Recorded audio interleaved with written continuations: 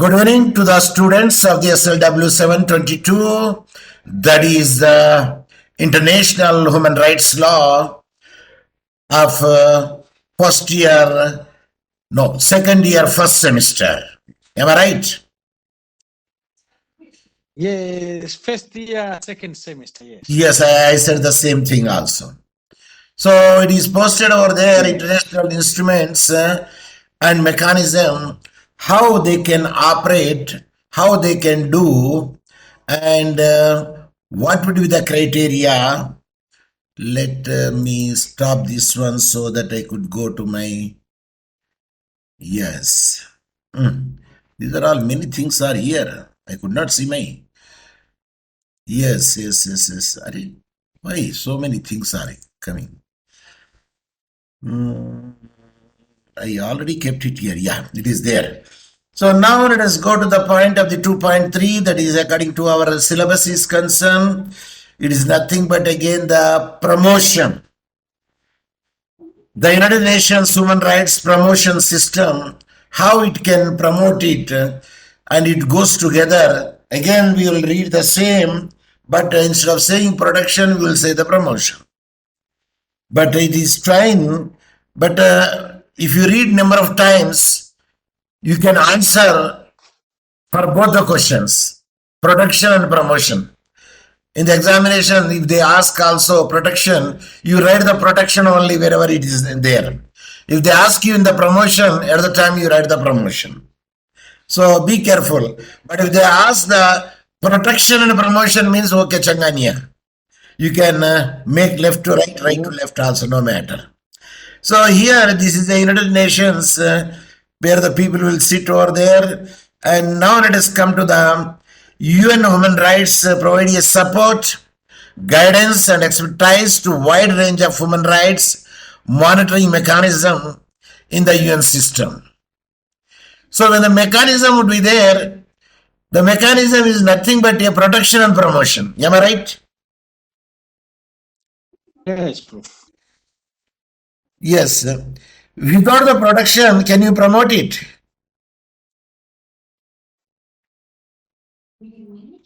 Yes, if once it is produced, then you can promote it. When you produce it, it should be protected from the arson, fire, wind, rain, and insecticide, herbicide, rodents. Are you following me? Yes, Prof. Then only the harvest will come. If you don't protect it and you cannot harvest, we cannot harvest it, you cannot promote it. So, yes, it is a mechanism all within a framework, it would be there. Then we will see what is treaty based, what is charter based. Committee on the Elimination of the Racial Discrimination is a treaty, and the Human Rights Council are the Human Rights Development. What is the UNDP? Is it what is that? Development, Human Rights Development, the one first charter 1948. It is a charter. And when you see the, scroll it, yeah, please say. Say. Human Rights, United Nations Human Rights Declaration. Yes. So that is a charter. And Committee on Economic and Social and Cultural Rights is a treaty. And special procedure, 45 thematic mandates are there in 13 countries. Mandate is there, that is a charter. Human Rights Committee is a treaty or agency or body. Universal periodical review would be done by the charter. Committee on the Elimination of the Discrimination Against the Woman is a treaty. And independent investigation is a charter-based one.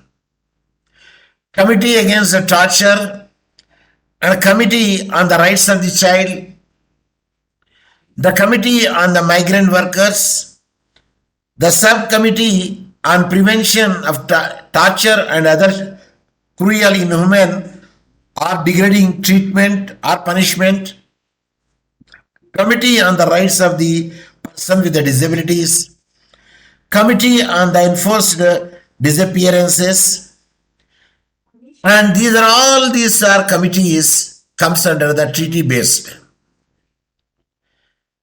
In the treaty based, it is the option of the state. Am I right? Yes, Prof. But when it comes to charter, all the members of UNO should have to bind it. Yeah. So that is the difference between these treaties and charters. And when you go through, you can deal in that way, charter-based things and treaty-based things. So in this, you just remember this table and you could understand which are treaty-based, which are charter-based. So promotion and protection of the human rights around the globe. When you say it is the United Nations Human Rights Council will be the first one. The Human Rights Council is an intergovernmental body within the United Nations system made up of the 47 states responsible for the promotion and protection of all human rights around the globe. And it has the ability to discuss all the thematic human rights issues and situations that require this attention throughout the year. It meets UN office at Geneva in Switzerland. So, United Nations Human Rights Council, earlier there was a committee was there, but now the council. The Universal Periodic Review, and this comes under the which based periodical review. I did not see the periodical review here, but it is by the Human Rights Council here. See, Human Rights Council comes under charter based, and special features are there, and 43 thematic mandate and 13 countries mandates. A special procedures would be there. And the Universal Periodic Review is there, it is a charter based. And independent investigation is there, it is a charter based. So here we are dealing the charter based, and the Universal Periodical Review UPR is a unique process which involves a review of the human rights record of all UN member states. Every country should have to send the report to the UN. And the UPR is it will review it periodically. The UPR, the Universal Periodical Review, is a state-driven process under the auspices of the Human Rights Council, HRC, which provides the opportunity for each state to declare what action they have taken to improve the human rights situations in their countries and to fulfill their human rights obligations. So each country should have to send the report to the Universal Periodical Review regarding the what development they did it and how they protect and promote the human rights. Yes, read this paragraph which I highlighted here. As one of the main features of the Council, the UPR is designed to ensure equal treatment for every country when their human rights situations are assessed. The ultimate aim of this mechanism is to improve the human rights situation in all countries and address human rights violations wherever they occur. Currently, no other universal mechanism of this kind exists. Yes. Whatever the report each country will send, based on upon thing the UPR, They make the equal treatment for every country when their human rights situations are assessed. So, what is the ultimate aim of this UPR is nothing but to improve the human rights situation in all countries and address the human rights violations wherever they occur. Suppose if there is a violation should be there and this particular country is not taking care of it, UN will send the special delegates to that country to study the situation and send the exact report to them, and they will take an action against the state. So currently, no other universal mechanism was there of this kind where every country should have to send the report. If they write the false report and even the subject of that country can address to the UN regarding the human rights violations.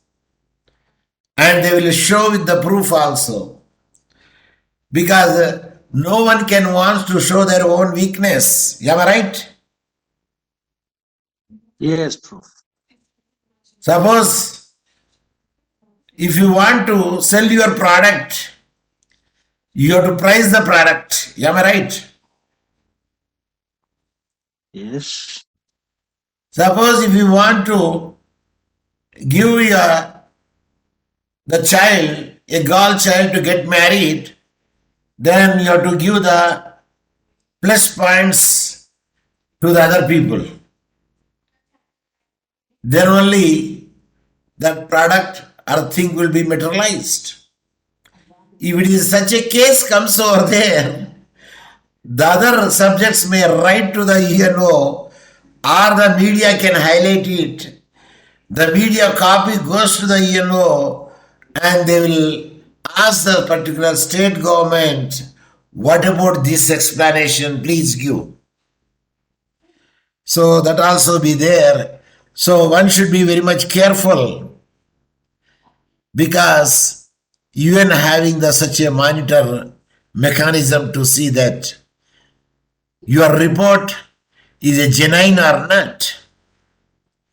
So where the special procedures are concerned, the special procedure of the Human Rights Council are independent human rights experts with a mandate to report and advise on human rights from a thematic or a country-specific perspective. So this special committee would be appointed with the experts in case they want to study a particular situation where the human rights violations are there. They will send the special experts to that country to get the report from that country. They are non-paid and elected for the 3 years mandate that can be reconducted for another 3 years. Of course, the special mandate, they will work voluntarily, but naturally the subsistence will be paid by a respective country. Otherwise, how they could survive? They are non-paid and elected for the 3 years mandates that can be reconducted for another 3 years. As of October 2022, there are 45 thematic and 14 country mandates are there. Especially committees of the 45 are made and the country mandates in the 4 countries, 14 countries, they are working the special procedure for the review of the human rights violations. Then, where it is jumped? This is, we made it. About the special procedure 14 countries with the support of the Office of the United Nations High Commissioner for the Human Rights, a special procedure would be there undertake under this visit. So act on individual cases of reported violations, concerns of a broader nature by sending the communication to the states and others. They will communicate to that state where they are going to make the inquiry. So contribute the development of the international human rights standards and engage in the advocacy, raise the public awareness, and provide and advise for the technical cooperations. And these experts, they not only get the report of a particular country, they will sensitize the matter and they will make aware of the human rights. So every person should have not to keep quiet when there was a violation would be there. So for that regard, when your people should be educated, at that instant they can know what do they have the rights. If not, they don't know what is rights and what is obligations. So the law, they should have to supposed to know of the law of the land, and the nook corner of the villages also, the people should be sensitized and they should be aware of the laws which are protecting them from the exploitation, like the bonded laborers. So International Commission for the Inquiry, Commission on the Human Rights, of course, the fact-finding missions would be sent over there and they will investigate and send the report to the UNO. United Nations mandated investigative bodies and increasingly being used to respond to the situation of the serious violation of international humanitarian law and the international human rights law, and here the humanitarian laws where the conflict comes in the war. And in general, it is the human rights law, whether the protracted or resulting from the sudden events, and to promote accountability and counter impunity. So, whenever there is a armed conflict should be there, at that instant the humanitarian law would come to the rescue, but in ordinary cases, the human rights law comes to the rescue. So these investigative mechanisms have been established by the Security Council, the General Assembly, the Secretary General, the High Commissioner for the Human Rights, and these are the bodies they will give the Human Rights Council, and its predecessor, that is the Commission for the Human Rights, was there earlier. In the beginning, the Commission for the Human Rights are there, but now its place, the Human Rights Council has emerged. So these are the bodies which will give the power to it, the experts committee, to undergo to the particular state and see that a report would be sent if there are gross violation of the human rights.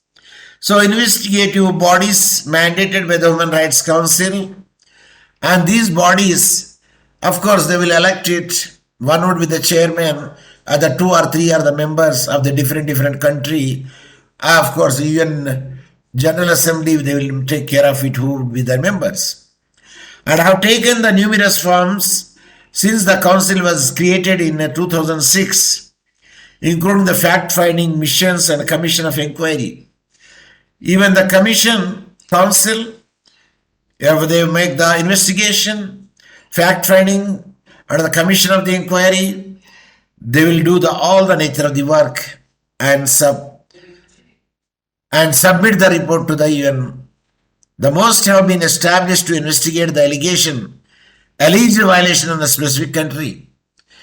Because of the letter approach to them with the photos, with the videos, how the violations would be there, and where the countries did not show it, what steps they have taken. At that instance, they will send these bodies to investigate, to make the investigation and write the report. So, however, the expert mechanism to advance the racial justice and equality in law enforcement. Yes, it is a racial discrimination is there. It is a human right violation. If the equality will not be there, then also it is a human right violation. When the same skilled people will be given the same amount, but not depending upon the gender. But general thing will be given, which depends upon your physical strength of the person. If the equal strength would be there, then equal pay should be given. If there is no equal pay of the strength would be there, then naturally there would be certain discrimination would be there, especially when matter comes to the casual labor. But the minimum should not be down. The minimum wages should be maintained for the subsistence of the casual laborers. So a thematic in nature and depends upon the type of the violations are there. So a full list of the current and past mandate can be found in the link. Yes, if you happen to see what are the agencies at present working, the special agencies in particular countries where the human rights violations occurred. Yes, you can get it all the information. The commission and the experts selected to lead the council investigative bodies are appointed either by the president of the Human Rights Council or the High Commissioner of the Human Rights. They are independent and unpaid. The Office of the United Nations Commission for the Human Rights provide the expertise and support the investigative mechanism, including advising on the mandate development, investigation methodology, and applicable international laws. So they are the experts, they know the investigative mechanism and advising on the mandate of the development and investigation methodology and applicability of the international laws, setting up the secretariat with the specialized staff and providing the administrative legislation, logistical and security support. See, we heard unpaid several times. They are independent and unpaid. When you say unpaid, who will work, you may ask. Suppose if a scrutinizing body comes to investigate or to evaluate in the accounts and expenditures, if the government fund is given, how it can be utilized. If they want to write the report, and the institution will take care of everything. Am I right?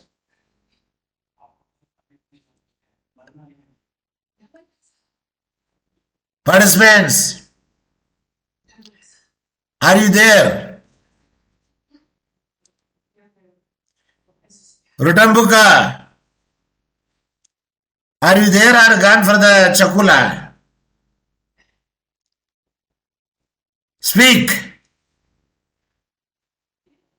Rutambuka, unmute and speak. Ukawapi Rutambuka? Naina kuchumadawa? Samani? Muzungumzo? Speak.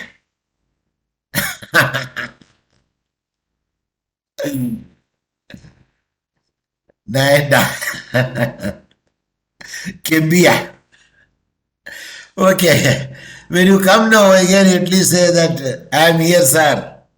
So what are the treaty bodies? See, we are agreed now the charter based one. Now what are the treaty bodies? The human rights treaty bodies are committees of independent experts that monitor implementation of the core international human rights treaties. There are many treaties are there, but the core we all like to discuss it. And main things we are to discuss it.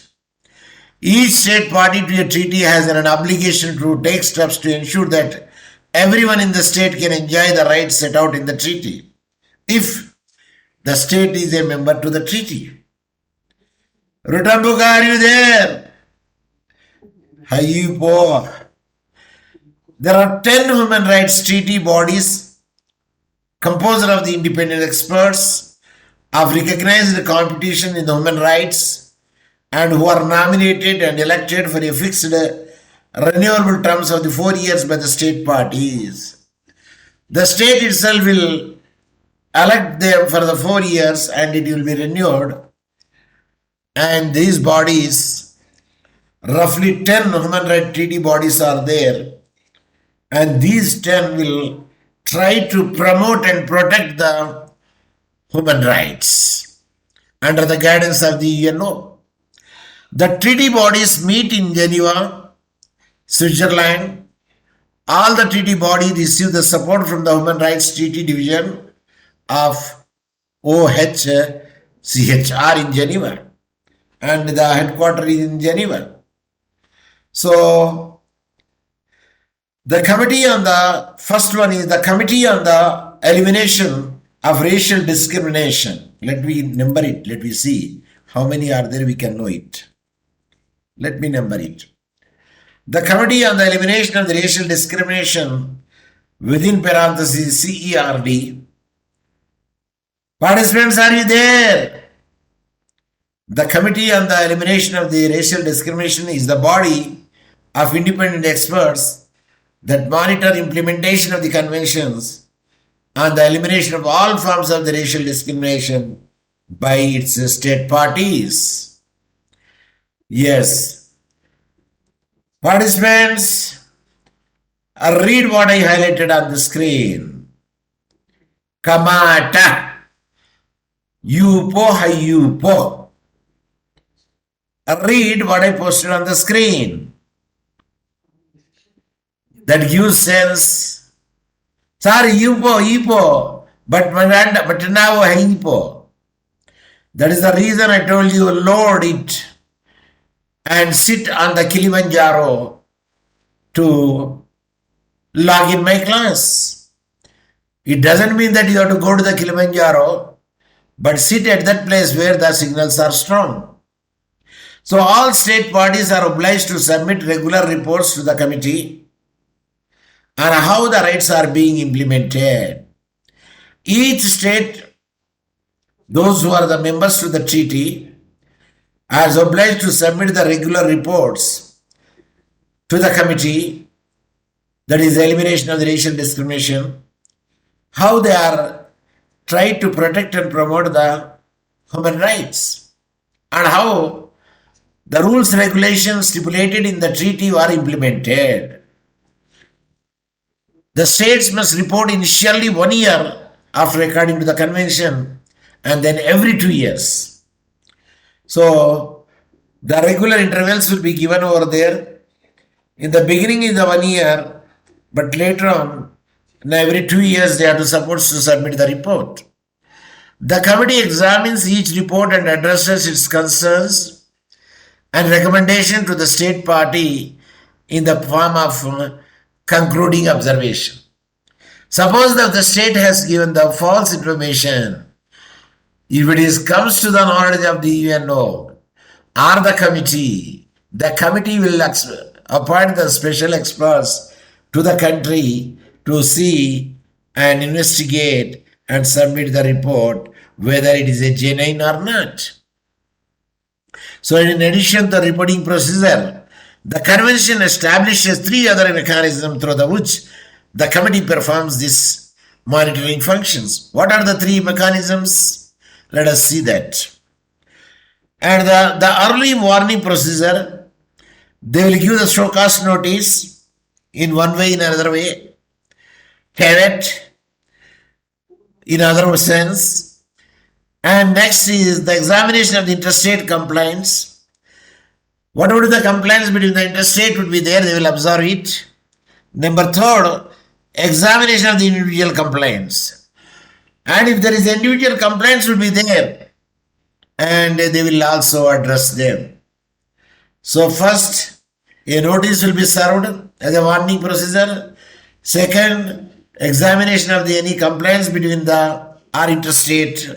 And the third is, if any individual has written a complaint whether the violation was there, and that will be addressed. So these were 3 mechanisms they will try to combat and protect and promote the human rights.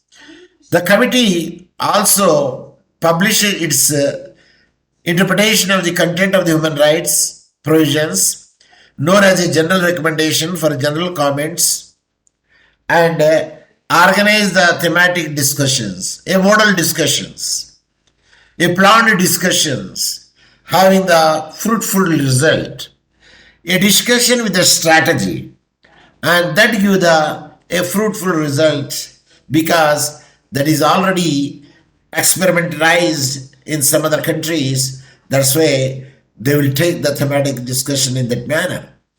The committee meets in Geneva and normally holds 3 sessions per year, consisting of the 3 weeks per year. 3 weeks. So that is the period, the 3 session by the 3 weeks, they will sit together and they will try to resolve the issues. Then the work of the committee. What is the work of the committee? The International Convention on the Elimination of All Forms of the Racial Discrimination, the periodic review by the CERD, and the action taken by the states party to fulfill their obligation have had a wide-ranging positive results over the year. So they will work on the reports and see that how it can be undertaken because the 3 mechanisms which are already given. Based on the 3 mechanisms, they try to work on the committee work. And these includes, they give the point wise.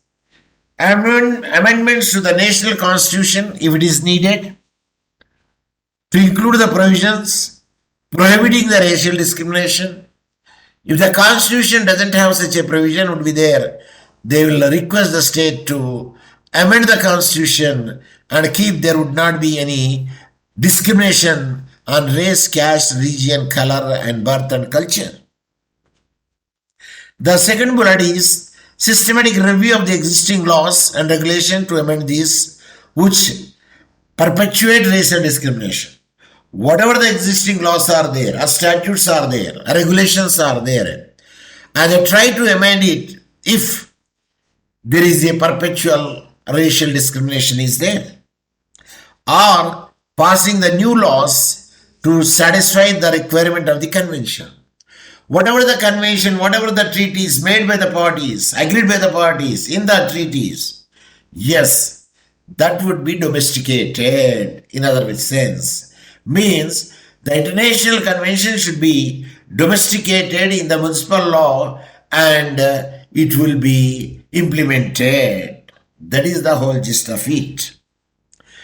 Now let us go to the amendments to the law at the suggestion of the CERD. So how they make the suggestion in the amendments to the law? Making a racial discrimination a punishable offense. What they want to say?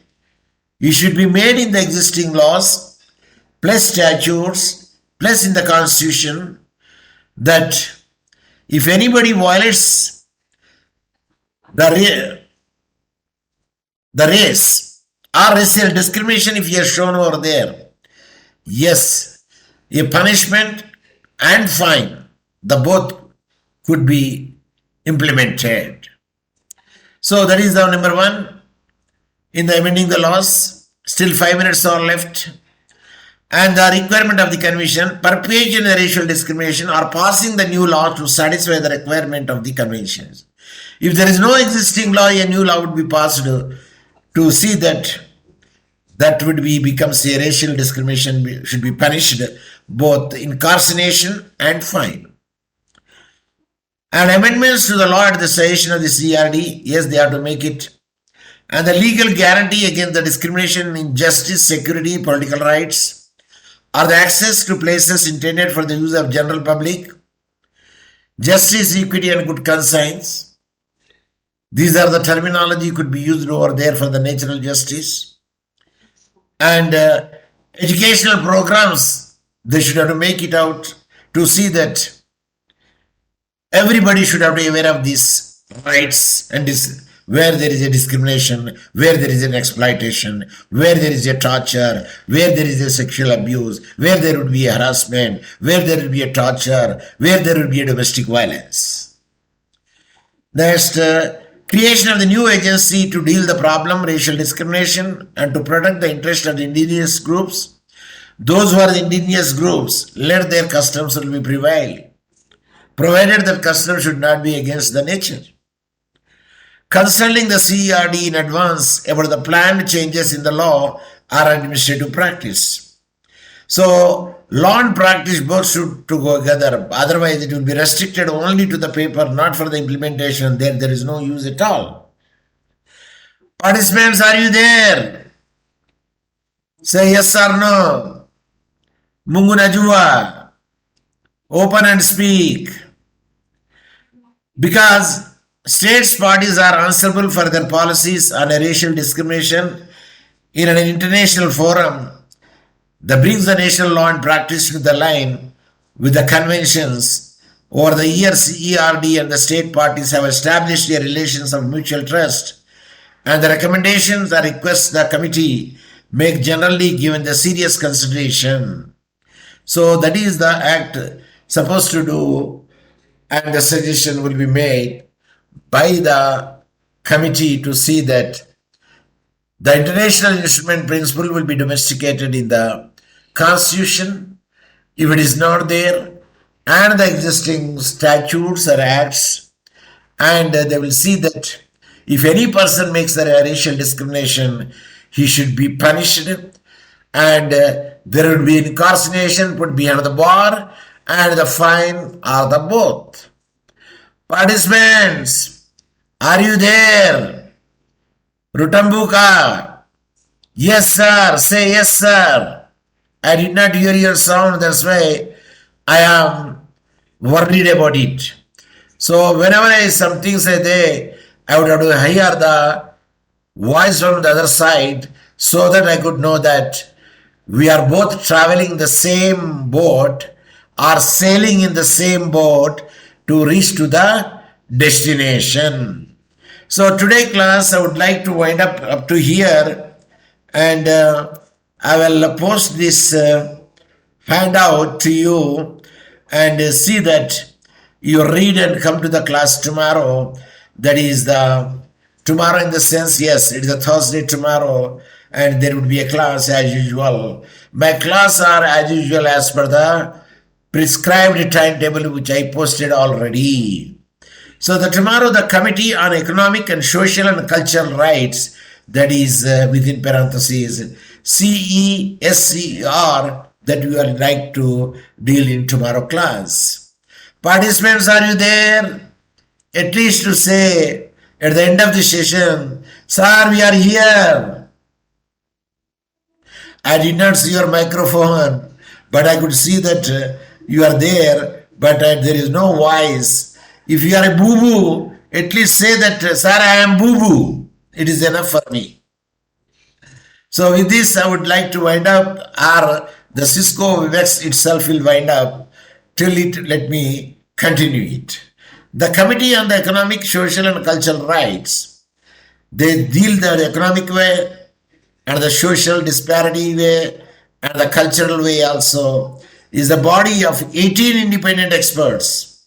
There are 18 independent experts will be there in the body that monitors the implementation of the